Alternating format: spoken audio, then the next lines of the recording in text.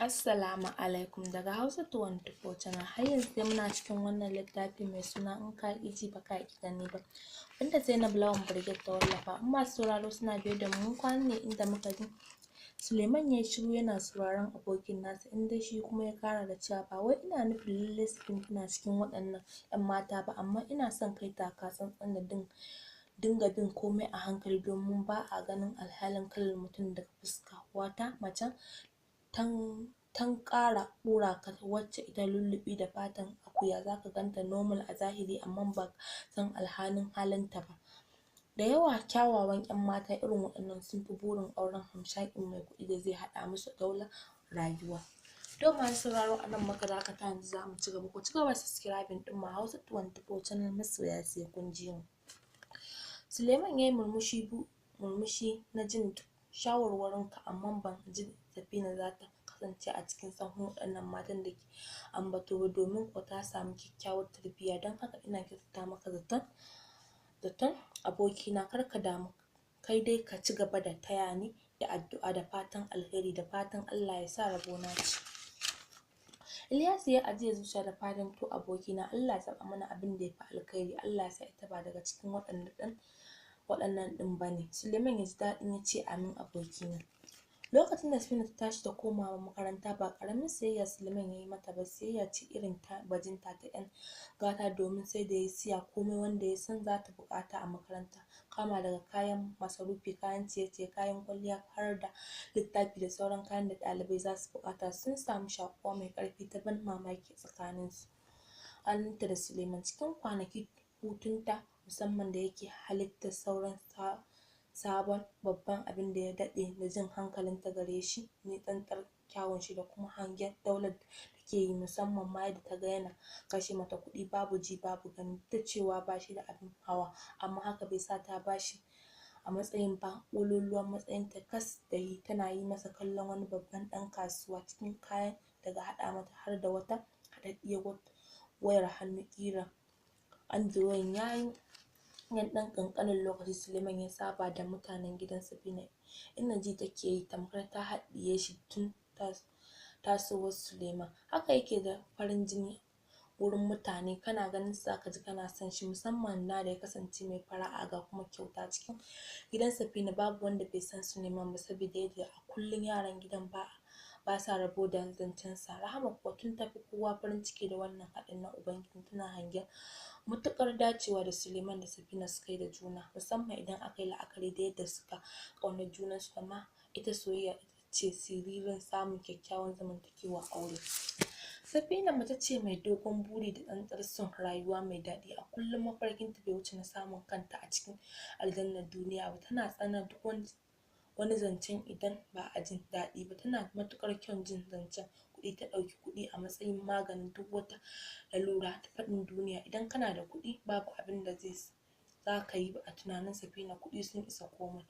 Hausawa sun yi gaskiya da suka ce zama da maɗaukin kanwa shi ke kawo farin kai. Da halayen Safina ba haka ba suke ba. Ta sauya halinta ne bayan ta fara ƙawance da wata mai suna Nafisa Ibrahim. Tun farkon Nafisa ta nemi Safina akan su fara ƙawance a makarantar suka haɗu. Ita da ko ta neme ta sam Safina ba ta ba wa abin muhimmanci ba. Ita Safina take Safisa ce take biyo mata idan za ta tafi, ta je kuma za su yi port ko masallaci ko za su gina lancin. Kasancewar ita ke Nafisa 'yar son sanin ce, tana son a ce ita wata ce, ko kuma a ce tana da ƙawace da 'yan masu gidan Safina kyakkyawan gaske, sai takan zanto 'yar wani shahararren mai kuɗi ce. Siyayya na zo a gani take zuwa da shi. A farko wannan zangon ba wanda ake haɗa mata kawo wannan business, daman lokacin ba a business ɗin. Da an zo ganin haka ne yasa take zuzuta Safina, tana cewa ita babbar mace ce mai ba da kalar kowace mace, manyan mutane masu kumbar susa. Nafisa 'yar masu kuɗi ce, ta saba da rayuwar hutu a gidansu. Ba ta da laula, sukan zauna su da duk kuɗin mahaifinta, amma ita zuciya ta san ba ta wadata ta da waɗannan kuɗaɗe ba su ishe ta ba, wanda suke fi take hankoro. Safina tana da yawan yi mata zancen Suleiman a lokacin da soyayyarsu ta yi ƙarfi. Ita bi ta ɗauki cewa shi Suleiman ɗin wani ne ko kuma ɗan wani, musamman da ta ga hotonsa lallai ya amsa sunan shi, yasa ta saka masa fuska har suka saba da shi. To domin duk sati biyu yakan zuwa visiting ga kuɗaɗen da yake kashewa ya kai musu kayan masarufi masu yawan gaske, kuma kafin wani ya ƙare ya kawo musu wani. Sai dai tafiya ta nisa sannan Safina ta fahimci cewa ashe malamakin katafaren kantin nan ba ɗin Suleiman bane dangin iya bane ba na baba ba, don haka tunanin mai kantin baban Suleiman. Duk da haka bata damu ba tunda dai ya iya ƙoƙarin a kanta, babu abinda ta nema wurinsa ta rasa, kuma ta san a shirye yake yi mata komai domin faranta ranta. Wato wata matsala kuma ita ce yadda Suleiman yake ɗan dangi, kuma katakaf dangin sun yaye da ƙanne har sun 13, manyan yayin da suka yi aure ma duk cikin lungun suke, gida ɗaya ne a cikin gidan, babban masu yawa. Sai dai duk wannan bai dame ta ba domin ko kayan Suleiman kaɗai aka barta da shi ya ishe ta tayi alfahari da shi, ba ma yadda yake matuƙar ƙaunarta. Ta san idan suka yi aure duk abinda ta tsara ya zauna, ba zai yarda da duk wani gutsuru-tsoma da danginta za su kawo ba. Tun kafin Safina ta dawo Suleiman ya fara shirye-shiryen auren, so yake da zaran ta yi kandi sai ya tura manya domin sanya rana. Sun a ɗau lokaci mai tsawo, so yake a sanya taƙaitaccen lokaci, yasa ya yanke shirin babu kama hannun yaro. Takan gyaran gidan da za su zauna ya fara ana unguwarsu gidan yake, babu laifi gidan yayi kyau sosai, ƙaton falo ne sai bedroom guda biyu a farfajiyar gida, kuma akwai kitchen da banɗaki. A nan yake son su fara zama kafin ya gina nashi filin. In ya gama da wannan sai ya fara haɗa kayan aure. Kar ka so ka ga ɗokin wurin Suleiman domin har ya fi masu jarrabawar Zoom ɗin su gama su dawo gida. Safina. Biki na farko da ya tashi bayan sun yi kandi shine bikin Khadija Tahir, wata classmate ɗin Safina. Tun daga ganin katin bikin Safina Zoom ɗin bikin da take son kenan, wanda ya amsa sunansa Biki. Bata ƙara sake da al'amarin ba sai da suka je ganin lefen ta gani irin wanda bata taɓa gani ba. Ilahirin kayan lefen odar su aka yi, babu wanda aka siya a nan Najeriya. Daɗewa kuma ga makullin tsalegiyar mota ƙirar da aka zuba akwatuna 12 riga a cikin. Saboda ruɗani sai da Safina ta rasa me za ta kalla, haka ta koma gida tana ta farkin waɗannan kayan baki ɗaya. Tunaninta ya ƙwace daban, burin ta samu irin lefen nan babu take buƙata. Babu shagali bata bari ya wuce ta, babu abinda bata halatta ba. Ranar Laraba aka yi walima, ranar Alhamis, ranar Juma'a kuma suka yi lacca. Abu na ƙarshe shine dinner ranar Asabar da daddare. Bayan an ɗau aure da safe wannan taron dinner har da angwaye, abokin matan amarya da abokin angwaye. Ango ya yi rabon masu kyaututtuka, mijin Khadija mutuƙa bamban siyasa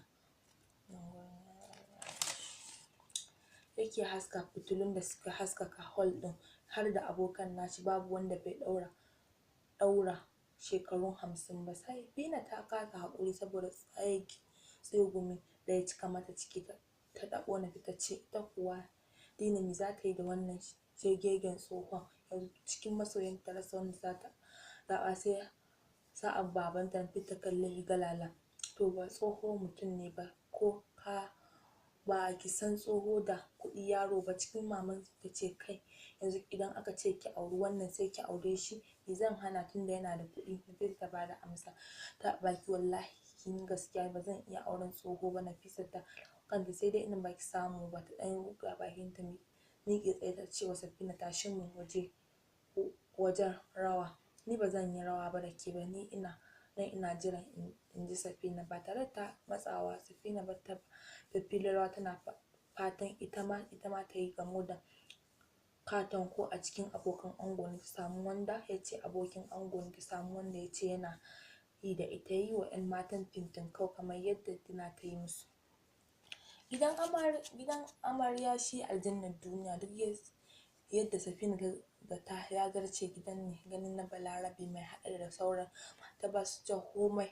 ɗinkin albarno, ita kuma ajiye ta sani gidaɗo ron irin haɗaɗɗen birnin wanda ko ita Nafisa duk shirye-shiryenta bata taɓa shiga irinsa ba. Tsaurin bulbul ne aka ƙawatar shi da shuke-shuke, fulawoyi da furanni. Gidan saboda komai na gidan las ne wanda aka amfani da shi ne duniya yau. Bina da Nafisa suka je bayan sun zututa gidan duk abin da ya ƙunshi gidan sai da kamshi a mafarki.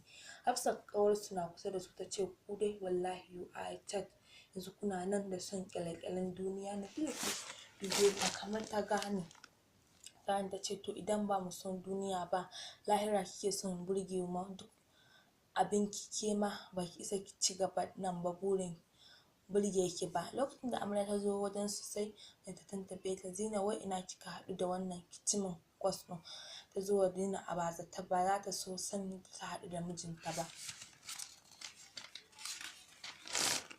domin tun asali ta hoton aka kai masa, don haka dole ne ta san abin da za ta faɗa musu. Tun bincike da abin cikin musu ta yi kawai dai ina mutum mijinka ne duk inda yake ai sai ya zo gare ka, amma babu wani gate point ɗin da aka haɗa da miji. Kima na san lokacin da kika haɗu da Suleiman ai ba tsarewa kika yi ba. Karo na farko kenan ta ambaci sunan Suleiman ta ji tsaki don ta san bai dace da shiga sahun irin waɗannan masu kuɗin ba. Ta yatsa na fuska ta ce ai nan maganan manyan gwaskawa yake sako irin Suleiman masu cefane. Nan amarya ta basu na ta zantuttuka da sauran ƙawayen masu hali irin nasu. Tun da aka gama bikin aka Bina a rai tunaninta ga irin Dina dai ba ta kai ta komai ba, ta samu miji na kecere ni, ta fi Dina kyau irin Dina diri kuma kyawawa. To ya za a yi ita ma ta samu miji na nuna wa tsara wadda zai zama tilo, ta zama tauraruwa a cikin dangi,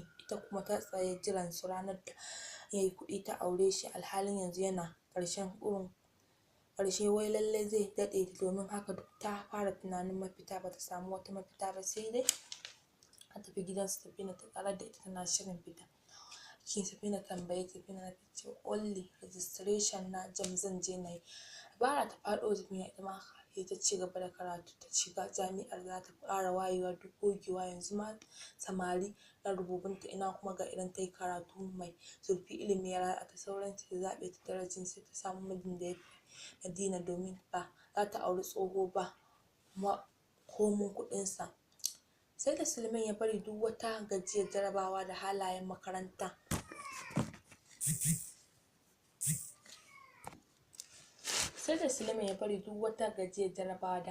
hayaniyar makaranta ta sauka kan Safina, sannan ya tunkare ta da ya lura cewa yanzu shi kaɗai ta dama. Kafin ya isa sai da ya biya ya siya mata tsadaddun seti na kayan shafe-shafe da turarurruka kan ya faranta mata rai. Ya haɗa ta da alawoyi da sauran dangogin kayan zaƙi tunda ya san ita ɗan ma'abociyar son zaƙi ce. Murna sosai ta yi saboda ta san Suleiman ɗin da wannan ba shi da matsala, yana da kula da ita kuma buƙatar ta duk abin da tace tana so cikin rawar jiki yake mata. Sai da suka ɗan yi hirar su kamar yadda suka saba kafin daga bisani ya bijiro mata da muhimmiyar maganar da ta kawo shi. Tun da dai Allah ya sa kin kammala karatu lafiya kuma ni ma na yi nisa shirye-shirye na, ina ganin ya kamata mu je ga abun na gaba. Cikin rashin nuna damuwa da zancen nata ta ce haba Suleiman da wuri haka, cike da mamaki ta ce to me za a jira, na zata za ka bari na nutsu da duk wani school ɗin ya sauka daga kaina sannan mu je ga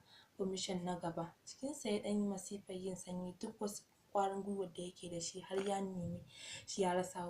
Muryar shi babu ƙarƙashi ya ce to menene commission ɗin naki? Tambayar da ya mata ta yi masa daɗi, don haka ta ce gaskiya a ra'ayin mahaifinmu yana son mu yi karatu mai zurfi, don haka ko zan aure na fi son na shiga jami'a. Dukkanin shirin Suleiman ya wargaje domin ba su taɓa yin haka ba duk da tsarin shi na yin aure ne yanzu, amma Safina na yunƙurin ta ɓata masa shiri. Cikin sigar lallami ya tausasa muryar shi ya ce daman animin ba wani abu nake so ba, ina son na tura manya ne domin su yi magana da yanki a samu matsayi, idan ya so lokacin da kika shirya sai a yi bikin. Da alama haka bai yi mata ba ta ce duk da haka dai na fi son ka zo a yi magana a barin sai na fara karatu sannan samu abubuwan su biyu baya. Ka san fa an ce tauri ba ta taunuwa ganin yadda al'amarin damuwa suka bayyana a fuskar shi sai ta marare ta ce wai me ya sa ka fiye damuwa ne, ko dai har yanzu ba ka yarda da son da nake maka ba ne. Mahaifina ba zai taɓa yi min auren dole ba, wanda nake so shi za a bani, kuma wanda nake so sai kai. Ka kwantar da hankalinka, babu abin da zan faru. Shi ma ganin ta sassauto sai ya ɗan sassauta fuskar shi ya ce ai dole na Safina, kin san ina matuƙar son ki kuma ina gudun duk wani abin da zai raba ni da ke. Na san halin samari wannan zamanin, tsoro nake kar su bushe miki kunne. Cikin murya ta ce haba dai kai bani kunya mana, ba ka yarda da kanka ba kenan ba, kar ka ba da maza mana, ai ban san maza da tsoro ba. Ba don wannan finin ba ai duk cikin namijin dole ne ya ji tsoron mata. Ganin har Turana ɓace yake sai ta kwantar da murya cikin kissa ta kalame shi ta ɗauki lokaci mai tsawo tana rarrashin sa. Wannan kiss tata take wanka mata zuciya yarda lallai Safina tana son shi sosai, tunda har takan guje ɓacin ran shi. Ya lura sha'awar karatun kawai take yi, don haka ya biye mata ya ce to wace makaranta take sha'awar yi. Ta ɗan gurguje hannun gamu nan da nan ki zaɓi mana School of Nurse ko. Mamaki mai yawa ya kama ta ce wace irin School Nurse kuma, shekara 12 ina saka uniform tun daga primary, sannan kuma na je hygiene session na ci gaba da sakawa. Allah ya kiyaye. Shi ma ba abin ta faɗa yayi matuƙar bashi mamaki. Ya ce to menene dan kin ci gaba da saka uniform tun da ba kya son School of Nurse ɗin sai ki zaɓi FE ko. Nan ma ta ƙara ta ce gaskiya duk kwasa su ba su yi min ba, karatun jami'a nake sha'awar zan yi. Sulaiman ya ce amma dai kin zaɓi ɗaya daga cikin saboda ina da mutanen da na sani amma samun admission a jami'a abu mai matuƙar wahala. Ni dai gaskiya karatun jami'a kaɗai nake sha'awa, in ji Safina. To wace jami'a kike son? Sulaiman ya tambaye ta. Na fi son ABU ko BUK. Ya ce gwara dai da BUK domin ba na son ki nisa da ni gida. Akan haka suka bayan ta amince za ta bi BUK a matsayin jami'ar da za ta ci gaba da karatu, sai dai Sulaiman kwata-kwata ba haka ya so ba. Safina kafiya gare ta, duk abin da san a ce haka zai yi so da yake mata yasa yake biye mata duk abin da take so. Kwanaki biyu da yin magana Sulaiman ya siyo mata coin card na JAMB. Wannan card duk unguwar gaba sun haɗa mata ga wani form wanda mutane za su cika inda su kuma za su shiga. Masu bayyana da bayar da cikin form ɗin an zo only registration da ya so ya cika mata form ɗin ba tare da ya tuntuɓe ta ba, amma da ya tuna cewa ba komai ake a burge ta ba sai ya gwammace gara ya bata ta zaɓa a ra'ayinta. Ko da ya kai mata sai da ya ƙara burin sai ce ni kuma na fi son ki ci BSS Nurse ko Immigration. Ta faɗa yi wa Tescon tana sauraron abin da yake faɗa. Ta yi kafarin kawai kafin ya gama faɗin nashi ra'ayin ya so daga baya sai ita ma ta faɗi nata. Shi kuma sun ci gaba da cewa kin san me yasa nake yi miki sha'awa? Kwasa-kwasan Safina ta amsa da a'a, na fi son ki karatun da zai taimaka wa al'umma. Ai ko wannan karatun taimakon al'umma ne, in ji Safina. Sulaiman ya ce wanne ya fi wani? Duk taimakon da zaki yi akan aikin jinya ko koyarwa, waɗannan ayyuka ne na ɗimbin lada fiye da kowane aiki. Ta yi dariya. Na raina abin da na ce ina to kada baki. Ta ce ni zan iya wata koyarwa ko aikin asibiti, waɗannan duk ayyukan wahala ne kuma ba wani abin da zo a ganin gwamnati take ba su ba. Na fi son a ce da zan zauna a ofis ga AC tana sanyaya ni ko ba banza. Na san ban sha wahala karatu a banza ba. Tana ta jawabin ta, shi Usman ya bar baki a buɗe don mamaki. Zan ina ta dogara kawai don kuɗi za ta yi karatu. Wata ƙanƙawar ajiyar zuciya kana ya ce ke wane kwas kike ra'ayi? Safina ta juya da ita cikin murmushi ta ce gaskiya ina da ban foundation ba sai computer engineer. Sai a yanzu ya fahimci inda ta dosa, baya ji mata. Ya ce Allah ya bada sa'a. Lokacin ya miƙe mata form ɗin ta ciccika. Sani ta shiga gida ta ɗauko masa hotuna. Ranar farin ciki a wajen Safina ba a magana, hira da kulawa ba hannun yaro ita da shi ta shigarta da shi har lokacin ya ji sosai kafin daga bisani bisani Silma ya tafi gida. Sani kafin ya fito daga layin su Safina yayi karo da tsautsayi karo ya ci da wasu 'yan daba suna ta shaye-shaye gashi kuma lokacin sanyi ne, unguwar tayi shiru babu kowa duk an kulle gidaje. Ganin suka miƙe tsaye tare da kare musu hanya ko kallon su bai ba, ƙoƙarin tsara musu domin ya wuce binsa ɗaya daga cikin su ya dawo da shi. Shi a lokacin Silma ya ce lafiya kuke tsare min hanya me ya hana ni da ku, yana nufin bakin sa sa yunƙurewa da zummar yayi tafiyar tsautsayi wanda ba a masa rana. Kamin ya ankara ba sai ya ji ya ɗaga masa wuƙa a kafaɗa yana faɗin in dai har kayi gardama to zaka iya rasa ranka, babu kuma mai ƙwatar ka. Wanda ke riƙe da damƙeken inda aka yanke cikin rawar murya ya ce me kuke son a wajena, kuɗaɗenka da wayoyinka, wani ya faɗa daga can gefe. Kamin ya ɗaga ya tsaya da musu gardama shi zai sha wuya, za su iya halaka shi ko kuma su lahanta shi kamar yadda ya ga su ma taɓa yi. Yanzu gashi unguwar babu kowa bari ya nemi ɗauki, babu musu ya sanya hannunsa a aljihu ya zaro kuɗi ya miƙa musu, ya ciro wayoyinsa guda biyu ya damƙa musu. Haka bai sa sun rabu da shi ba, sai da suka caje suka kwashe kuɗaɗen bai ciro ba, hatta agogon gilas ɗin sai da suka ƙwace. Saboda tsaye ko hankici basu bar masa ba, hatta fom ɗin Safina da hotonta sai da yayi musu magiya sannan suka dawo masa da shi. Suka bari aka riƙe da damƙeken da ke zubar da jini ga raɗaɗi na zogi, daddaɗan banki jini da yake ɗiba. Haka ya lallaɓa ya fito bakin hanya ya tarar mai adaidaita sahu ya kai shi emergency kusa. Mai adaidaita sahu ya razana da halin da ya ga Suleiman, don haka yayi hanzarin garzayawa da shi